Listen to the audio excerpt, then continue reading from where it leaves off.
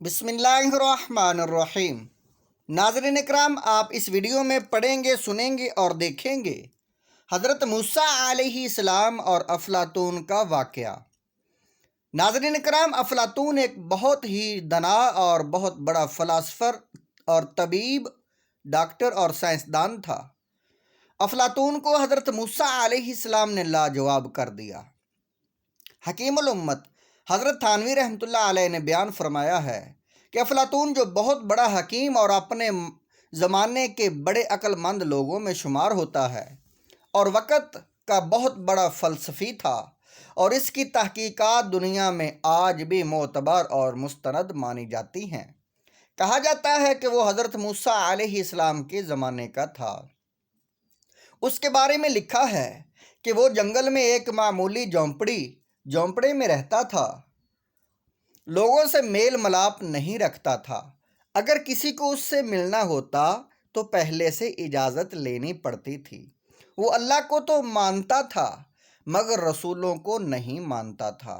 حضرت موسیٰ علیہ السلام سے ایک دفعہ اس کی ملاقات بھی ہوئی تھی۔ حضرت موسیٰ علیہ السلام نے اس سے کہا کہ میں اللہ کا نبی ہوں، میرے اوپر ایمان لاؤ۔ تو اس نے کہا کہ میرا ایک سوال ہے، وہ یہ کہ فرض کیجئے کہ اللہ تعالیٰ تیر پھینک رہا ہے اور بندوں کی جانب پھینک رہا ہے اور بندے اس کا نشانہ ہیں، اور اللہ کے تیر یہ مصیبتیں اور پریشانیاں، بیماریاں و حادثات ہیں۔ اگر بندے اللہ تعالیٰ کے ان تیروں سے بچنا چاہیں تو کیا طریقہ ہے؟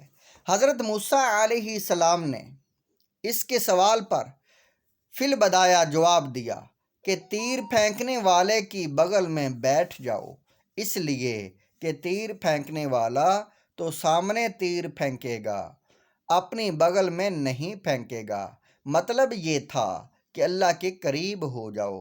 جو اللہ کے قریب ہو جائے گا اسے تیر کیسے لگے گا، اور جو دور رہے گا ظاہر ہے کہ اسے تیر لگے گا۔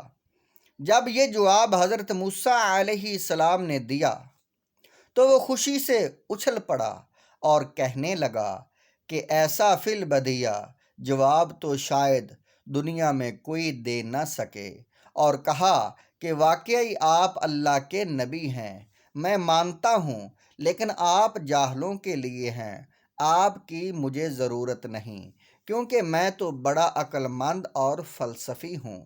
ناظرین اکرام، یہ جو اس نے جواب دیا کہ میں بہت بڑا عقل مند اور فلسفی ہوں، یہ اس نے غلط جواب دیا تھا۔ حضرت موسیٰ علیہ السلام کو یہ جواب دینا اس کے لیے نہیں بنتا تھا۔ اس نے اللہ سے عرض کیا، افلاطون نے اللہ سے عرض کیا کہ یا اللہ مجھے اپنی موت کا وقت بتا دے۔ اللہ تعالیٰ نے اسے موت کا وقت بتا دیا کہ تو فلاں دن، فلاں ہفتے، فلاں دن مرے گا۔ تو اس نے بچنے کے لیے بہت زیادہ تدبیریں کی۔ وہ ڈاکٹر تو، طبیب اور فلسفی تو بہت بڑا تھا۔ وہ سوچتا تھا کہ میں وہ وقت کیسے گزار دوں کہ وہ وقت میری موت کا جو ہے وہ گزر جائے اور مجھے موت نہ آئے۔ اس نے ایسا کیا کہ اس نے بہت سارے بت اپنی شکل کے بنا دیے۔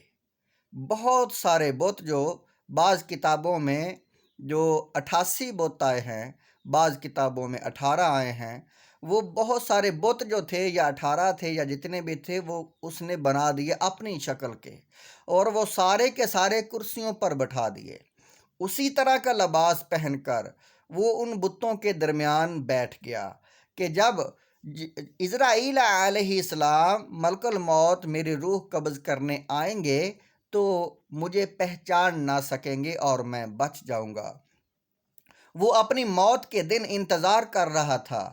اللہ تعالیٰ نے اس کا یہ طریقہ اس طرح فیل کیا، اس دنا اور عقل مند کو اس طرح اس کی دنائی اور عقل مندی خاک میں ملا دی کہ جب عزرائیل علیہ السلام آئے تو وہ ایسے آئے جیسے اس کا کوئی پرانا دوست آ گیا ہے، اور وہ ٹائم اس کی موت کا تھا۔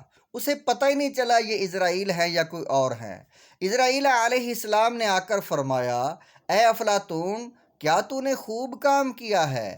یہ سارے کے سارے بت اپنی شکل کے بنا دیے ہیں، لیکن ان میں ایک کمی ہے۔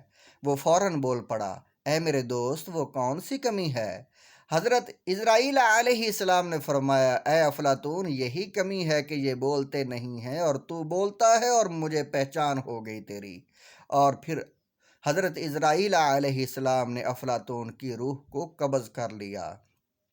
ناظرین کرام، اللہ تعالیٰ نے قرآن میں فرمایا ہے کہ اصل میں عقل مند اور دنا اور سیانہ اور زیادہ ذہین وہ ہے جو آخرت کی تیاری کرتا ہے، موت سے بچنے کی تیاری نہیں کرتا بلکہ موت کے بعد کی تیاری کرتا ہے۔ اللہ تعالیٰ ہم سب کو نیک اور متقی بنائے۔ آپ سے گزارش ہے کہ لائک اور سبسکرائب کریں اور ثواب درا نصل کریں۔